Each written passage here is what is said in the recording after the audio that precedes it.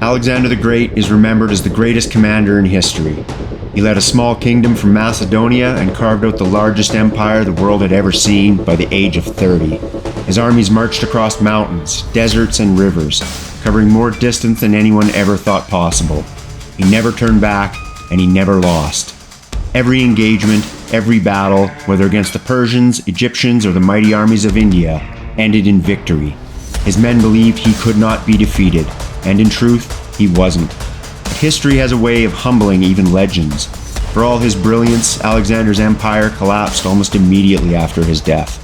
His generals fought each other, his territories fractured, and the dream of a lasting empire disappeared. Alexander never lost, but his empire couldn't endure. Now, the Romans, very different story. They lost constantly.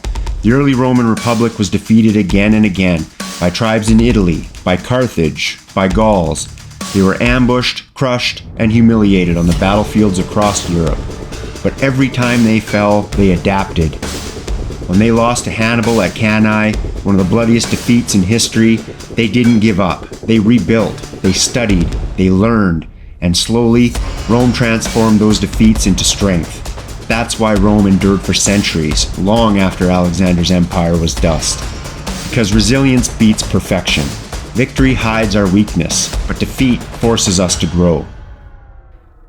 The Edmonton Oilers know this lesson well. In 2006, the Oilers shocked the hockey world. They made an improbable run to the Stanley Cup Finals, rallying the entire city behind them. They pushed the series to 7 games. And then, heartbreak. They lost. And it hurt. Bad. The following season, 2007, they didn't even make it back to the playoffs. For years afterwards, Oilers fans were left with only memories of what could have been. The team struggled to find its identity, and defeat seemed to define them. But resilience is built in the fire of failure. Fast forward nearly 2 decades. In 2024, the Oilers returned to the finals. New players, a new culture, but the same dream. Led by team players and strengthened by those who refused to quit, they clawed their way to Game 7.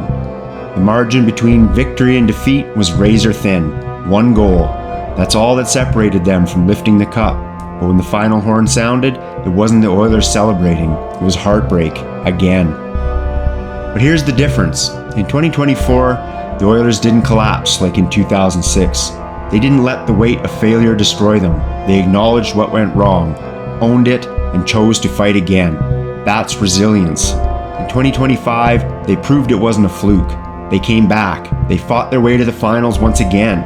And although the result was the same, another bitter defeat, they showed something even greater than victory. They showed they could endure, adapt, and grow.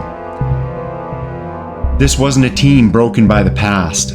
This was a team forged by it. They refused to accept mediocrity. They refused to let defeat define them. Instead, they adjusted, they learned, and they came back stronger together. Victory hides who we really are. It's in defeat that our true selves shine, not because of how hard we fought in the moment, but because of what we do after we fail. Alexander never lost, but his empire died with him. Rome lost again and again, but because of their resilience, they built one of the greatest empires in history. The Edmonton Oilers may not yet have their cup, but they have something just as powerful, resilience, and that resilience is what will carry them to future victories. Because in the end, it's not victory that defines greatness, it's what you do after defeat, the refusal to quit, the courage to rise after every fall. That's what builds empires, that's what builds champions, and that's what will always outlast defeat.